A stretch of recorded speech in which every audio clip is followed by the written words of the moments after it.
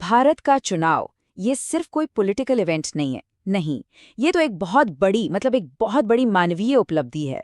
ये एक ऐसे आइडिया की कहानी है जिसने सच कहूं तो दुनिया को हमेशा के लिए बदल दिया। तो चलिए इस कमाल की कहानी को थोड़ा और करीब से समझते हैं।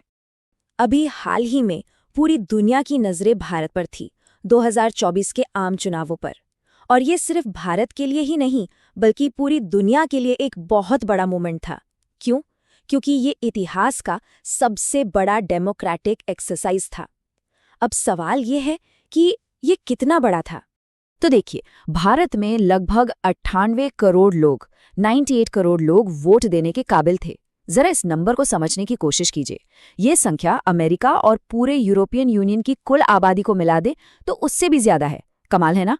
और इन 98 करोड़ में से 64.2 करोड़ लोगों ने असल में अपना वोट डाला।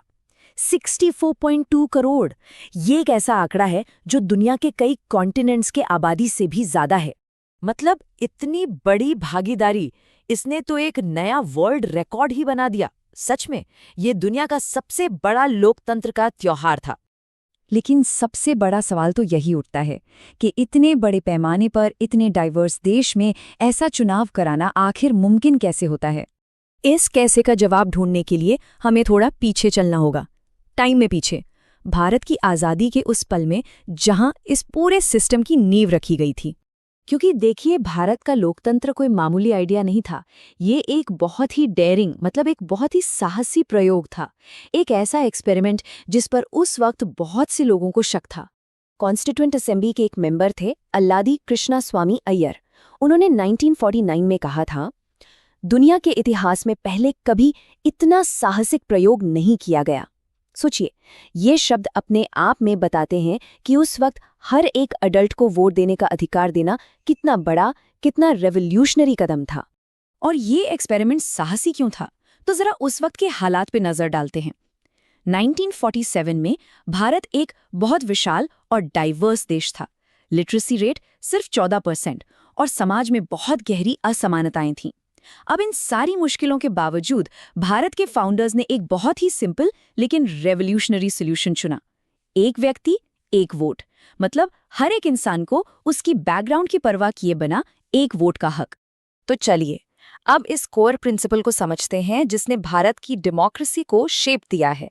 ये सिद्धांत है यूनिवर्सल अडल्ट फ्रेंचाइज। इसका सीधा सा मतलब है कि हर अडल्ट सिटीजन को वोट देने का अधिकार है, चाहे उसकी जाति, धर्म, नस्ल, लिंग, शिक्षा या दौलत कुछ भी हो। कोई शर्त नहीं, कोई भेदभाव नहीं। इसके जो मेन प्रिंसिपल्स हैं वो बहुत ही क्लियर हैं। 18 साल से ऊपर का हर नागरिक वोट दे सकता है।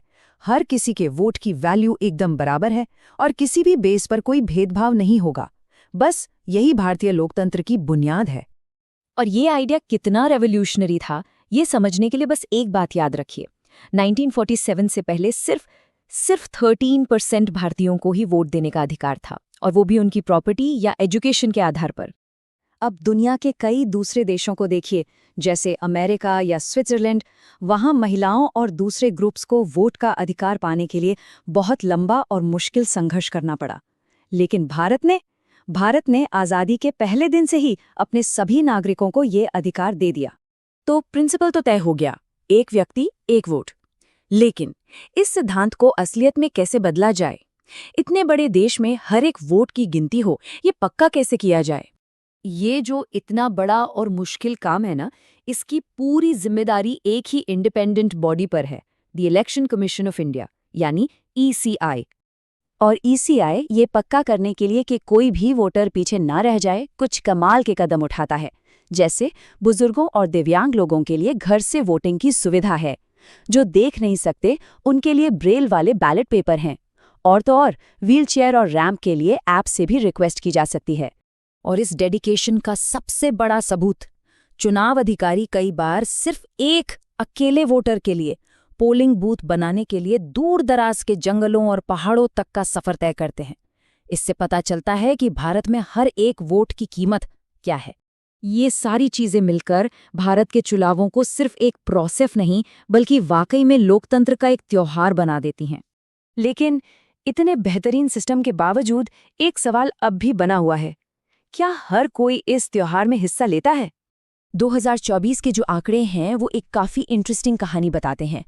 रिकॉर्ड तोड़ भागीदारी हुई, ये सच है, लेकिन फिर भी वोट डालने वालों की संख्या कुल एलिजिबल वोटर्स का 66% थी।